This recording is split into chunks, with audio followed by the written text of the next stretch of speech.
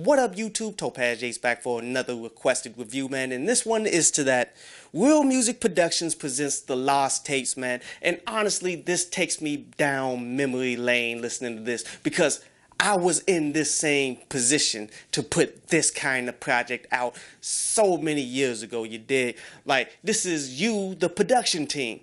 You make beats. You got all of the equipment needed to make beats. And you know, from that point, it's only but a hop, skip, and a jump to go ahead and be able to record on these beats. So now you are able to record on your beats, and now all you need is some artists to come along with you to do this. And you got plenty friends, like everybody wants to be a rapper. Like, you just get some people through, and if you're recording rappers, then you might as well throw together just a bunch of songs for the team and just try to put that out there. This was honestly one of the funnest times of my life when I was actually out doing that, man, working with my friends and all of that. But as I continue to grow older and think back on it, man, I remember it as something that was doomed from the very beginning for a bunch of different reasons, man. First of all, because there's no true purpose of it, there's gonna be no consistency. Because think of it like this, like I counted, 8 or more people that was on this project. Best case scenario, even the Wu-Tang had You God.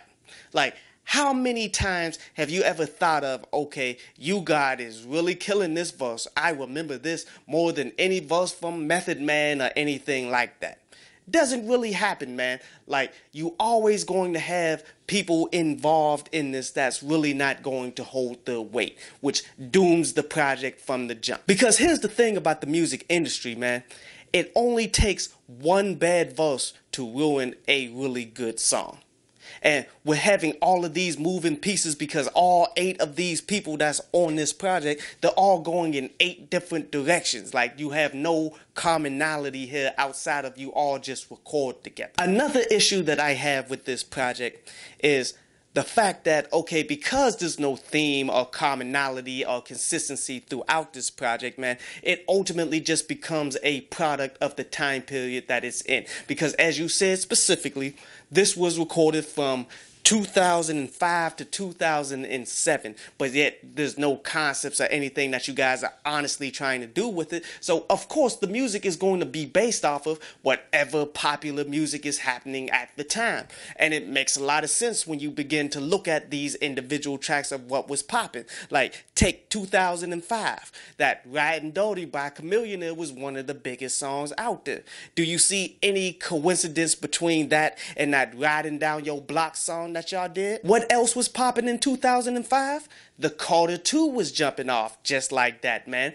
And do you see any comparisons from that to that Stuntin' song? You see, instead of trying to create timeless music and create your own styles as you continue to go, you're really just making renditions of popular songs because it's what people wanted to hear at that time, and it becomes a relic to that time period instead of timeless pieces of music that you guys wanted to put out there. But one key thing about this is it's a great learning experience that you guys definitely needed to go through, because honestly, even with this project being doomed from the beginning, like, your best case scenario would be alright, because like, how many people actually liked the whole Dynasty album? How many people actually liked the whole Def Jam album? How many people actually liked any of these projects like this all together? But individually, everybody has a lot to work on from that point in time of their careers, man.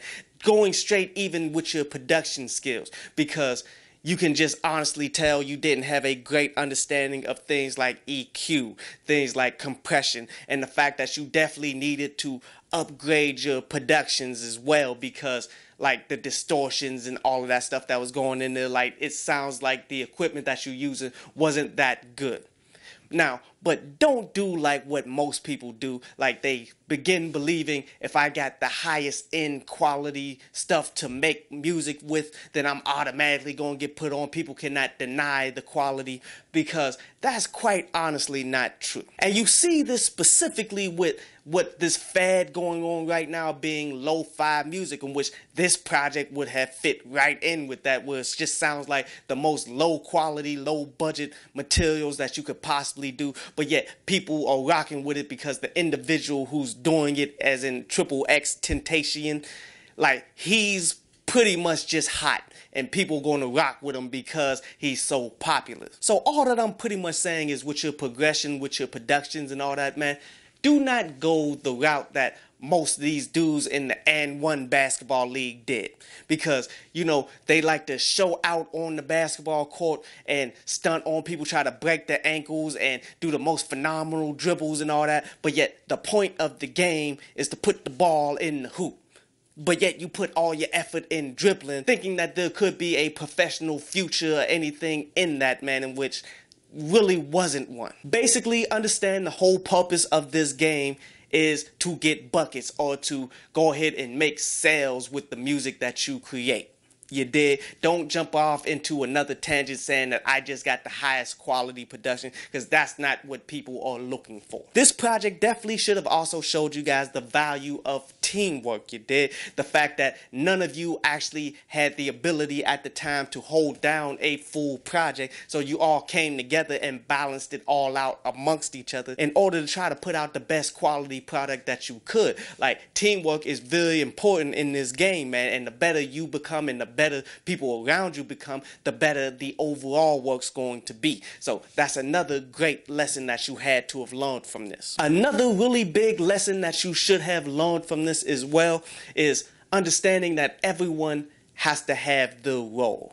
You feel me? Like, everybody cannot be the rapper, because there's so much that goes on in this game, from making the project to pushing it out there to doing everything you need to do. Like, you need people on every level, because when you look at songs like song was easily the best song on this project, man. Definitely enjoyed it. Not saying that it was great by any means, but yet y'all worked with the best that y'all had, and it actually somewhat came out with that particular song. But then in this same album, you got a song like Real Music, which was really bad. Like, honestly, that individual artist that did that, definitely, hopefully they progressed over this time period, man, but they definitely didn't fit. It's a lot like an NFL team, man. Like, sure, the water boy is definitely a part of the team, and that water boy provides something specific that is needed for every team, but yet that water boy doesn't get playing time in front of the whole nation.